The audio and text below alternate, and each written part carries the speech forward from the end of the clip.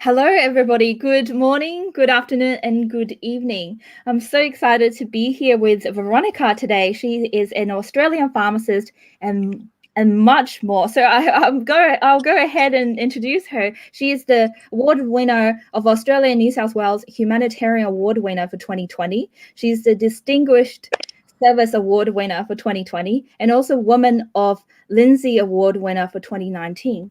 And as in the light of International Women's Month, I'm just really excited to have her on to really speak about this year's theme, Women in Leadership, Achieving an Equal Future in a COVID-19 World. I think, Veronica is the perfect person for me to interview and really discuss about future of women leadership in this COVID-19 world. And as we both are pharmacists and both pharmacists in Australia, I think before we start the conversation, I just want to thank you again to all health professionals, pharmacists, doctors, nurses, physiotherapists, so much more, all healthcare professionals for all the dedication, all the sweat and tears, all the sacrifice you have provided to our community. So thank you again, especially for female healthcare professionals. Thank you for your hearts and everything you've given out into the community. So we're just going to kick off. Now, just brief introduction about Veronica. So from the child refugee escaping the genocide in Cambodia to the confused and troubled teenager trying to figure out her place in Australia. Now she's this grown woman working in the best possible companies. She's a pharmacy owner, working her way in the community, helping those people, everybody in the community, as well as having a voice in the public, in the media, social media place, to raise awareness, and working with all the organization, M4R, RCOAs. I'm just naming a few. All these big, amazing refugee advocacy organizations to really raise awareness and have a voice. I think that's what we want, is using this platform, both World Pharmacy Organization or Global Pharmacy Entrepreneurs. It's a platform for us to have a voice and shed light on the things that we don't typically see on a day-to-day basis. So without further ado, let's welcome Veronica. So hello. Hi, it sounds like a very, very illustrious introduction, but I think it's really important for people to know that although it all sounds really, really good, I don't wake up in the morning and, put the halo on. I really don't feel special.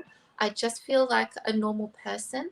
And I think that really the difference is if you want to do this kind of a thing, all you have to do is just get up and go for it. The avenues are there, and it's not that difficult to get into. In fact, to do this sort of work, we are crying out for more people to do it all the time. And for pharmacists especially, pharmacy is such an amazing profession to have. We already have these really powerful community ties. We're already in the business of caring for people, of trying to improve their quality of life. We've come a long way from the days when it was just, the doctor wrote this on the paper and we have to give exactly what's on the paper. We don't question anything.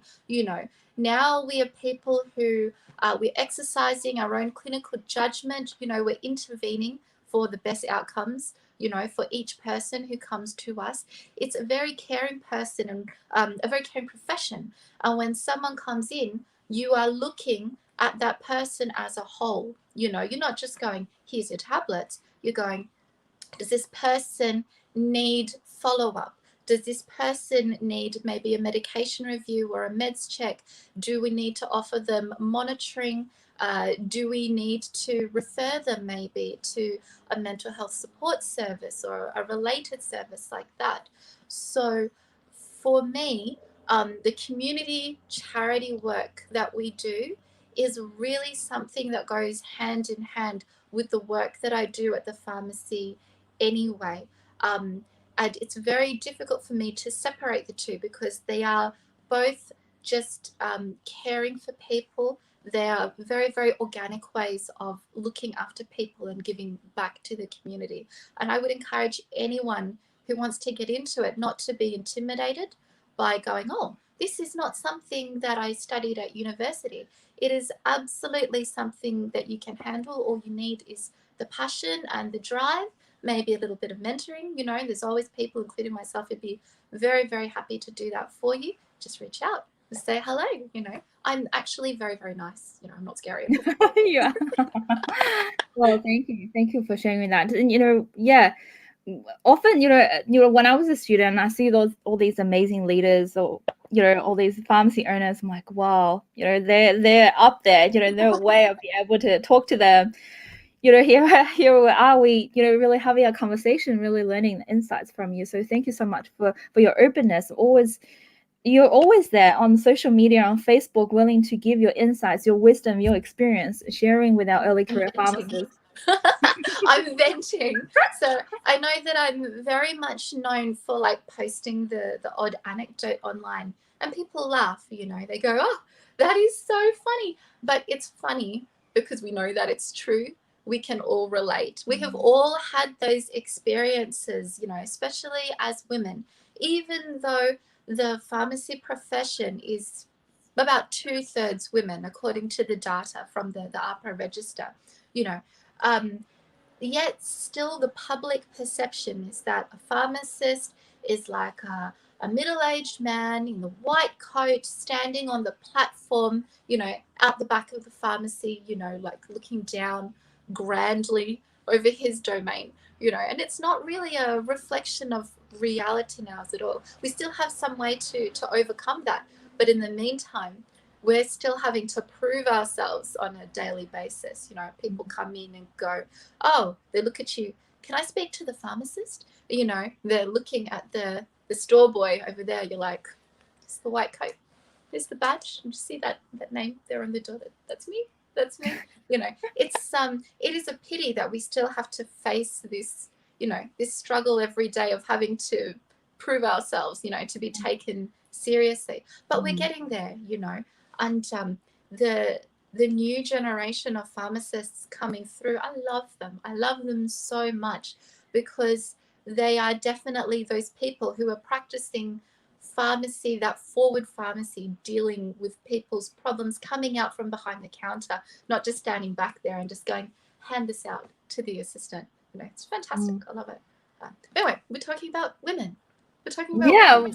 Well, it's part of it's part of it. You're a woman leader in the pharmacy industry. You're a pharmacy owner. So we're really here to celebrate you as a woman, as a leader, as a mentor. So yeah, thank you. So everything that you've shared is totally on the point. And I think I was going to ask you about, what does that mean, International Women's Day? What does that mean to you? International Women's Day, it's such I find it such a shame that International Women's Day seems to be a politicized topic as well. There seems to be so much politics in almost everything that we do these days, with public discourse. But for me, International Women's Day is about recognizing, number one, how far we have come.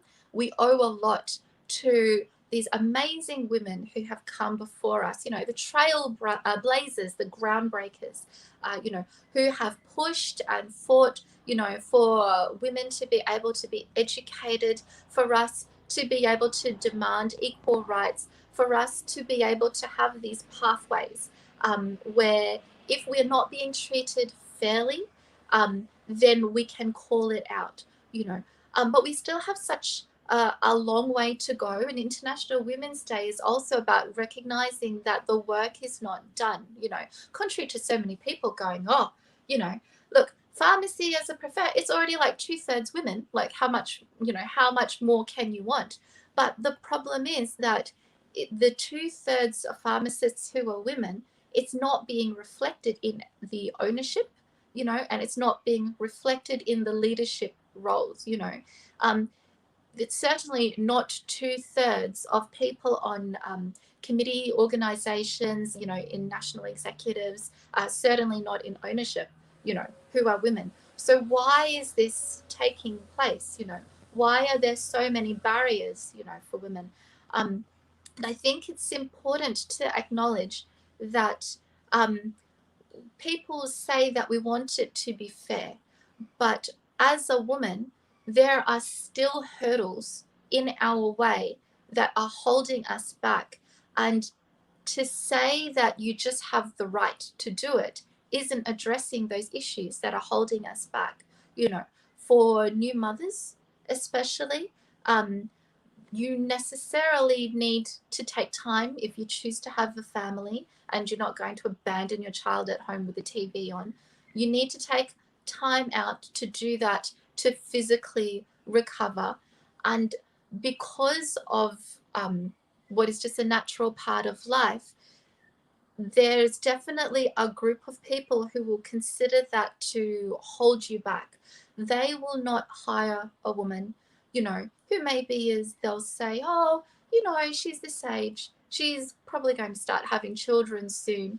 Why should I hire this woman and invest money in training her and like give her these responsibilities when she's probably just going to go and have kids in like a year or so, you know? And then when she has done that, taken time away, then it will be, oh, she's been away from the workforce for a while, you know, so she's fallen behind.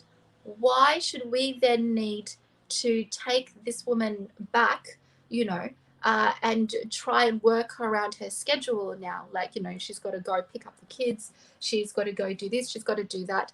You know, the structures are not really there. They're not there in the way that they should be to support women returning to the workforce. So with these extra barriers in place and that attitude that people have, you know, and it's not just limited to the pharmacy profession. If you're trying to get into ownership, you know, the bank will look at that as well. So I have been in the position where when I was going for my second pharmacy, so I had already bought my first one, I'm going for my second one now. I walk into the room with the relationship manager to meet everyone. He's like, oh, look at this. Who is this lovely young Rose? You know, and I'm like, well, I can see this is a meeting where I'm going to be taken seriously. You know, I'm just being patted on the head the whole way throughout, you know, and I cannot for the life of me imagine a time. I've never heard a story of a man going to the bank and like asking for a business loan where the female relationship manager just looked at him and just went, oh, what a sweet young man you are. Do you know what I mean? That condescension doesn't exist. And there's still that level of difficulty that you have to overcome, these extra things you have to do to prove yourself.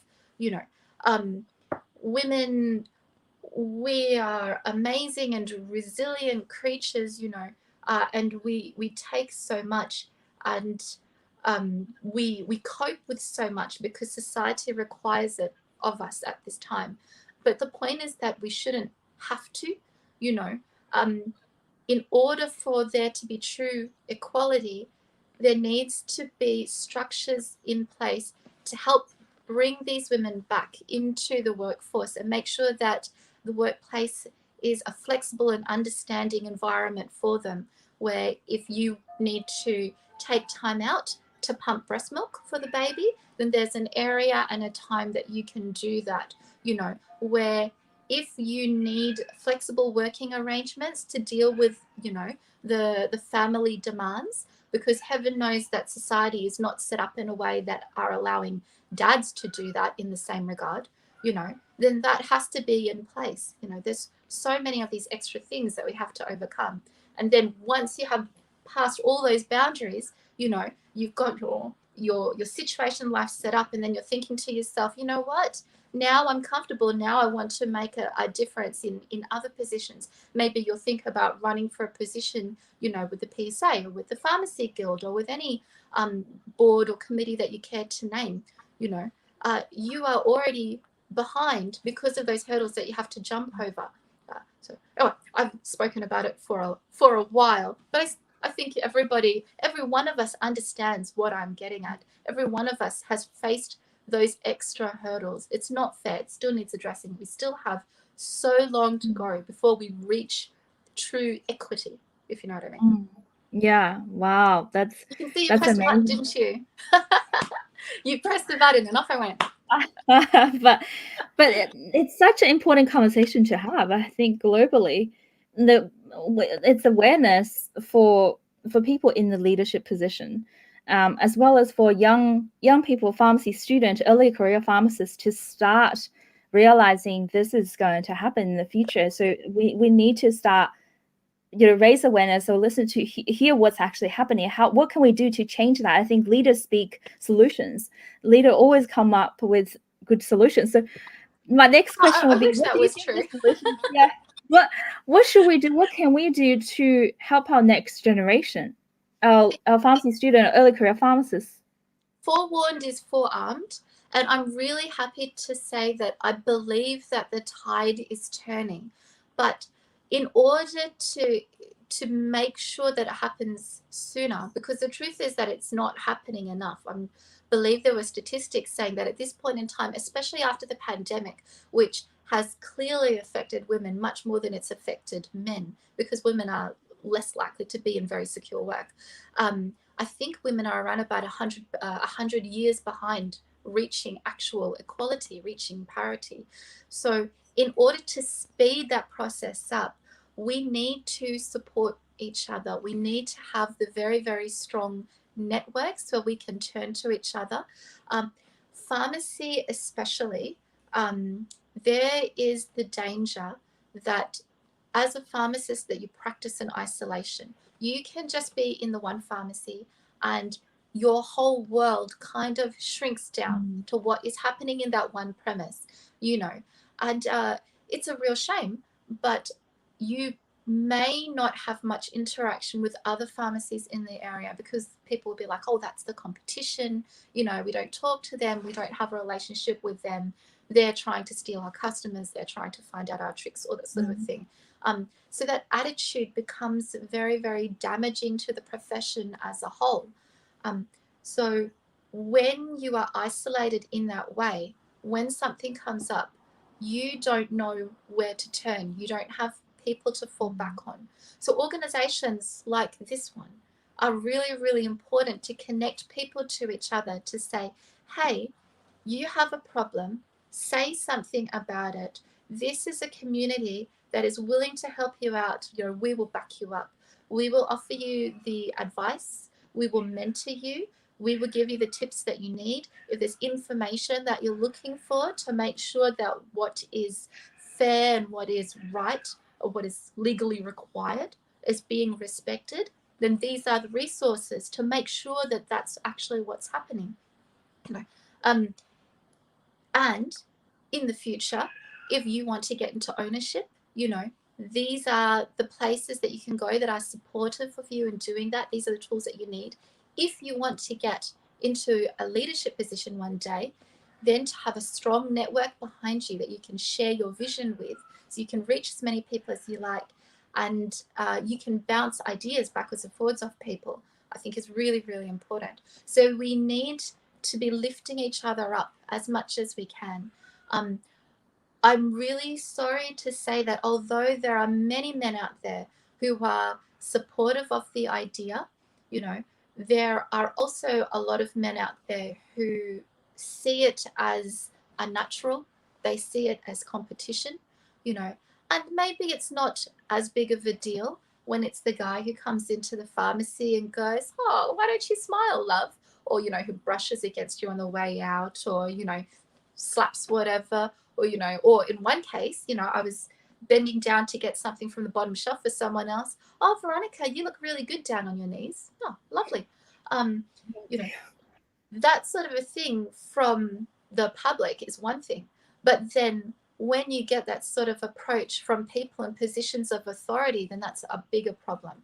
So it needs to be challenged, it needs to be called out, and no one person can do that in isolation. You need to be able to say, hey, this organization doesn't have structures in place to support women who are trying to break through the glass ceiling, and there needs to be something in place. And one voice in the wilderness is nowhere near as effective as 100 voices or 1,000 voices. So we really need to clan up and support each other. When you see another woman, who's trying to make it, absolutely, like, buddy up. The two of you will get much more traction than you will alone. We're sisters and we're lifting each other up. That's the way.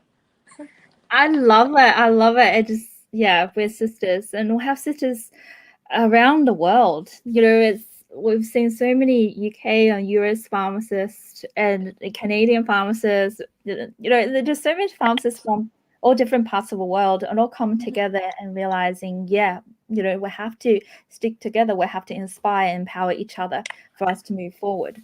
So yeah, exactly what you've said. And then also this year, the UN the theme for this year hashtag is choose to challenge. So it is our time to choose to challenge It is the our status quo. time. Yeah. I'm really, really proud of Mums for Refugees. It started out as just like a little play group, of 4 or 5 women who were sitting together with their kids. We're like, you know what? We're a bit sick and tired of talking about the Kardashians. There's things that are going on in the world that bother us, and we're going to get together and do something about it. And from that seed, something amazing grew. And these women had the foresight to recognize that even things like healthcare advocacy and human rights advocacy is a very male dominated space. And they went, you know what? We are going to create a group, an advocacy in human and healthcare rights group that is for women, so that we don't have to deal with, the the egos, or the power plays, which definitely were an issue at the beginning.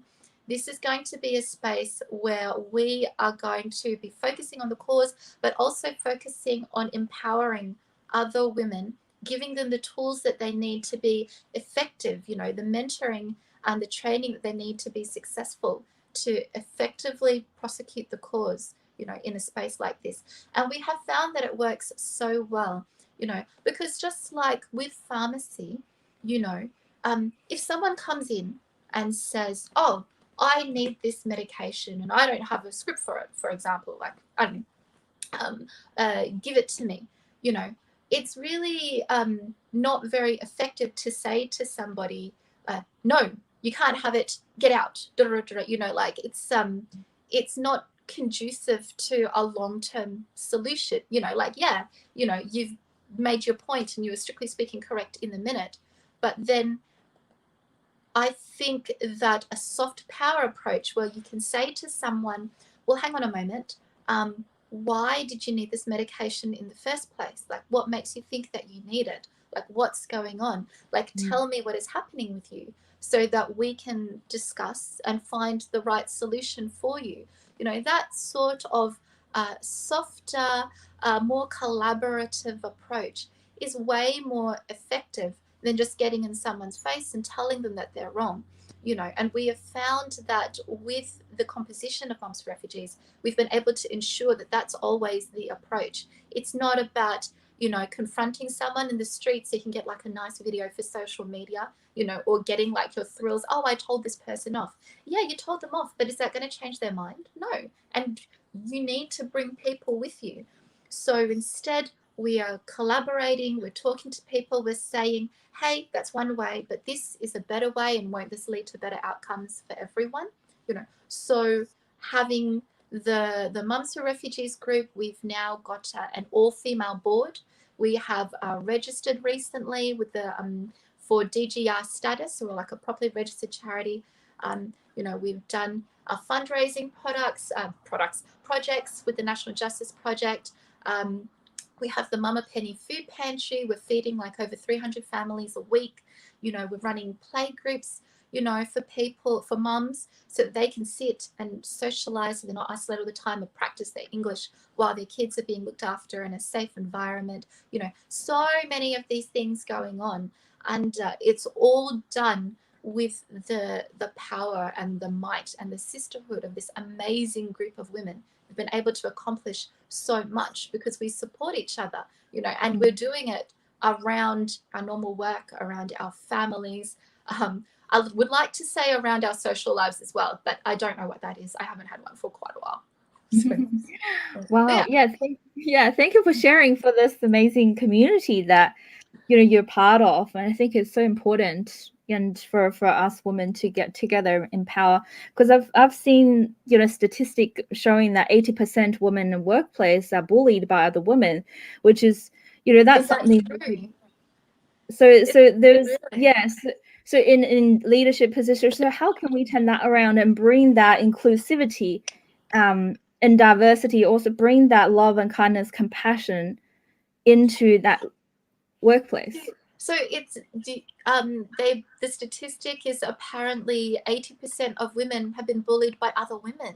Is that what you're saying? Not by other men, but by other women, is it? Women, yeah. So Oh, because that's of the really toxic appalling. so because of the toxic masculinity, so I guess it's the style of leadership. You know, so you know, my next question is almost like, what does the female leadership look like for future? You know, what does women leadership look like? We're not men. We don't need to be another men leading the way of men leading. So No, definitely yeah, not. You know, I mean, um, I think we can all find examples in history where men, you know, and all male leadership has really not produced the best outcome. You know, that really troubles me, that statistic. I know that there is a phenomenon where women kind of, there are women, unfortunately, who will make their way in a male dominated environment, and consciously or subconsciously they are aware that there's only room for a few token females, you know what I mean? So because they then need to defend their own position, then they will do it by tearing another woman down, which is such a shame, you know, because really, in order to get the respect that she as a woman deserves and requires, you know, to be properly recognized, she really can't be there in isolation. So it's a very short-sighted approach, like I say. Like, she really should be mentoring others up, bringing them along for the journey, because otherwise there will be no long-term change, you know. There will be no progress made. But for women in leadership, I think there's some amazing examples, like just across the ditch. I mean, for example, Jacinda Ardern, who's like, I believe, one of the most popular politicians on earth these days, because her approach is a very collaborative, certainly not a toxic masculinity, the opposite of a toxic masculine approach, where she's making the government policy less about strict economics and more about the well-being of the people that she's looking after. It's the kindness budget. It's the looking after the community, not going, oh, you know, we need our GDP to grow. I mean, obviously, economic benefits are very important. No one's going to do well if the whole economy is going downhill. But at the same time, you have to draw the line. You know, where is the human sacrifice going to be? How many people living in poverty is going to be acceptable in the name of, you know, good economic figures on paper? You know, I think that that sort of approach, you know, is making New Zealand and other countries with similar approaches far more successful, far more happier places to live, which is borne out in studies and statistics. And if they can do it for a whole country, there's no reason why we can't do it for a corporation, for a community pharmacy, for a franchise, you know, for a charity, for a social group.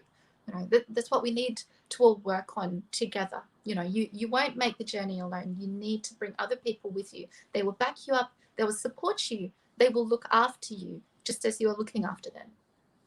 I love that. So well said. And I think, yeah, we the future of leadership, we're creating a space, a safe place for other women to be Yes. comfortable and to feel safe. They can share, they can be themselves, they can really, you know, share Yes. their zone of genius and contribute and provide more to the community and care for more to the community. And I Yes. think, yeah, I really want to interview Jacinta, the Jeans That would and be so awesome.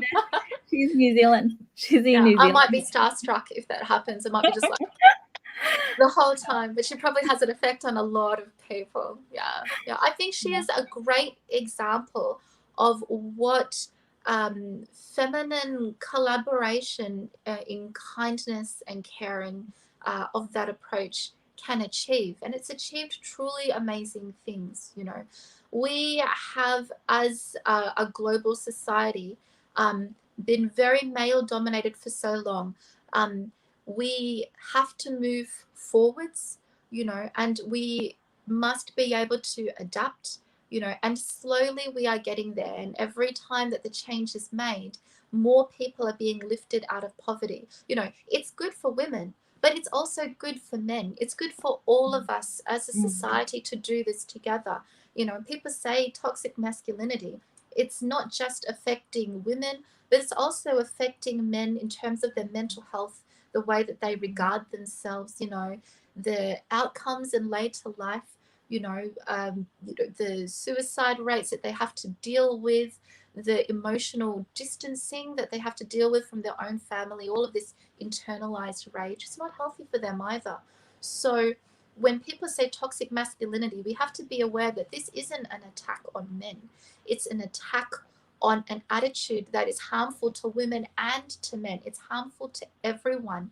And we are trying to bring everybody up together. We're trying to make the world a better place for everyone, for our daughters and for our sons. Well said. Yeah, I am so agree. And I think we just touched on the mental health and the healing path. I know, 2020 was a hard year. A lot of countries are still going through the COVID-19 pandemic and crisis now. For our health professionals, so many of us witnessed people dying, our colleagues getting sick or dying around us. So when you talk about this healing, emotional, mental health, and I think it is very important for us to have that self-care, take time for ourselves and that time for the self-love.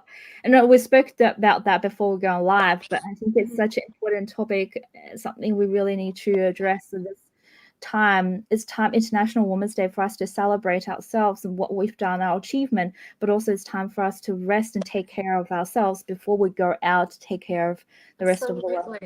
Absolutely. I think we have a right to be angry. Some of the statistics are horrifying. Some of the things that we see and hear on a daily basis, and so much of it is just brushed aside. So, I mean, so even in the pharmacy, I'm sorry to say, because the area is a very, very poor one, it's rife with these sorts of issues, domestic violence, certainly wild amounts of misogyny, sexism, racism, that sort of a thing.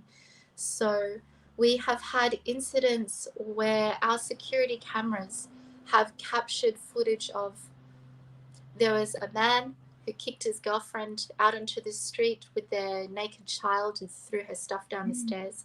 There was a woman who, she was a delivery driver, who brought, was bringing her her deliveries into the pharmacy, and she had broken up with this man who was a violent man who stalked her to the pharmacy. He figured out her delivery routes and was waiting outside the pharmacy to ambush her, and we had to call the police and everything and make a statement and give footage. But just the approach of it is appalling. She saw him coming and she ran into the back of the pharmacy where we hid her, and we called the police naturally, and people came in, and we were threatened, on her behalf. Like, they were like, oh, tell her we know what she's doing, and we're going to find her, we're going to get her. And you're just like, whatever. You've called the police, you expect them to be there. 3 hours passed while this poor woman was hiding at the back of the pharmacy. They didn't show up. They eventually called us and said, oh, we did a drive-by through the area, we didn't see anything, she's fine, just tell her to call us if she sees them again. They didn't even set foot in the door. They must have just driven by for a space. There must have been like 2 seconds out the front. It's appalling, that sort of a thing. That happened twice, actually. And it's just it just appalls me so much, the approach, that authorities have sometimes, is just disregard for the issues that women have to go through. And it just makes it even more important that we get together, that we band together. Anyway, I could carry on for like 5 hours, but yes, self-care. Sometimes I think self-care is just letting that anger out, expressing it, and just saying, yes, you have a right to be angry. Don't let people tone police you. Don't let people tell you off for being mad, because if they're mad at your tone and they're not mad at what's going on, that is the real problem. I always say that I think action is the antidote to despair. Someone else said that, and it's stuck with me, and it's rung true ever since. So if there's something that's bothering you in the world, go out and put something good into it in its place. You will feel better for it. You're making a positive change. Other people will appreciate it. So for me, almost self-care is action. Like, I've seen something, I've done something about it. I feel like that positive contribution is lifting a weight off.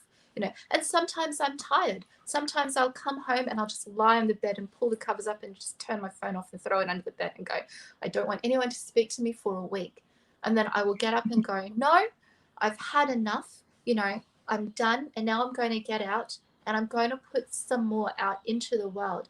And I find that doing these kinds of things and talking with people like yourself or putting the word out, there's so many other people who are looking for ways that they can contribute. They go, oh, Veronica, you're doing this. That's a great idea. How do I get into it? How do I be a part of this? And it's so easy. I think lots and lots of people are the same, where they go, they would feel so much better about things that are hurting them, about issues that are upsetting them, things that they know are not right, if they can do something about it. Because doing something about it, you're addressing that feeling of rage. It's cathartic in a way. So absolutely, self-care, take all the time you need, hide from your phone, turn off the news, don't feel guilty, because you do no one else any favors by falling over. But also self-care is doing like wonderful positive things, and if you need help doing that, reach out anytime. I'd be very happy to point anyone in the right direction. The charity and the volunteer sector are crying out for more people, and I think those people are out there ready. Yeah, I think you touched a really important action of releasing, whether you're angry, you're addressing it, you're talking about it, or other people are just shout out like in their car or crying, whatever the way you choose to. I learned this from Jean. She's in the audience, and I think I'll bring her on next time. And then she's expert in emotional releasing. That really helps people, because we face so many patients day in and day out, and people are sick that have low energy, or people are not well. So we keep getting all these negativity trapped inside our body. So it's so important for our healthcare professional to release it, to take time for ourselves, to unload, get rid of that toxic or negative emotion, Yeah. so we can be refreshed and really Absolutely. If you're me, like, everyone has different ways to vent. If you're me, sometimes I find that humor is the best defense. And I'm sure many people have seen that I will get online and I'll just write, this is what happened today. This guy came in and was angry because I wouldn't give him OxyContin without a script, and so he got into a fight in the pharmacy with like someone else who's sticking up for us, I'm just like, just share it, get it off your chest, like, just say it. Build that support structure, where you can express the things that are bothering you, and know that you are not alone. These are things that we all face together. We have to be cognizant of the fact that, when you work in healthcare, the people who are coming to you are generally not at their finest. They're coming because they're sick, they're stressed out, they're sick themselves, or they're worried about someone else who's sick. So you very rarely see someone come in at their best, So it puts that additional pressure on us. But then also, there's no shame in reaching out. There's an amazing service, the Pharmacist Support Service, who ran some really great webinars on mental health. PDL, I believe, also have like a support line. But the most powerful thing, I think, is having a non-judgmental space, a network, a group of people, the sisterhood, that you can share your concerns with. You can get advice on how to cope with it, whether that is mindfulness practices, whether that is like writing ridiculous jokes and anecdotes online, as I do, or whether that is eating a whole chocolate cake by yourself. You do you know what I mean? And feel no shame and no guilt in it, but reach out and know that you're not alone. That's the most important thing, knowing that you're not dealing with these things in isolation. It really bothers me that pharmacists can be so isolated from each other, and I really admire what people like yourself do when you try and build a community of pharmacists, because we need that. We really need that. And it's so damaging to the profession as a whole when you have a group going, oh, we are the hospital pharmacists and we are the community pharmacists and we'll never go between, or we are owners and we are employees, or we are any group, any group that chooses to split themselves off. We are small pharmacists, or we are the pharmacies that work in like a large department style pharmacy, or in even a big box discounter, whatever your opinion is of the business model, the truth is that there is a place for all of those pharmacies. And for us to be playing off against each other is only going to damage all of us as a whole. No one thinks that it's constructive what the AMA always do, like slagging off the pharmacy guild, like getting into their turf war. And it is certainly not constructive within the pharmacy profession for our little niches, our little cliques, to be doing the same thing to each other. So community building, like what you're doing, is so important. We need it. We need these safe spaces where we can get together and just be like, hey, you know what? It's been a while since I've done, I don't know, since maybe I've demonstrated Saxenda. Can anyone give me some tips? Without the fear of being laughed at, or, oh my God, you don't know that, without the fear of judgment, to be supportive of other pharmacists instead. Yeah, that's how we'll all get places. Yeah, I love that. Exactly. The safe place that we feel that we can actually go and share and be ourselves, and ask the dumb, there's no dumb question, but ask the dumb question, or ask anything that you want, advice. I think the Facebook group is doing really well, as in we have early career pharmacy student, as well as experienced pharmacists be able to share ideas and share experience. I would like to see another group which is not specific to one organization, to be honest. I would like to see a group that is just all pharmacists. So it doesn't matter PSA or Pharmacy Guild or whatever, it doesn't matter early career, owner, or that sort of thing. I think that is, to a certain extent, you're siloing the information. How are early career pharmacists who want to get into ownership, where are they going to receive that advice, to get in, if they're only talking to other early career pharmacists? You know what I mean? I would like to see more like what you do as a global thing, where we can all learn from each other, whether you are PSA, Pharmacy Guild, early career, maybe you're at the point of retirement, maybe you're considering a complete career change, maybe you do something completely out of left field. Like, I must admit, charity work, community work is probably not what most people first think of when they get into pharmacy.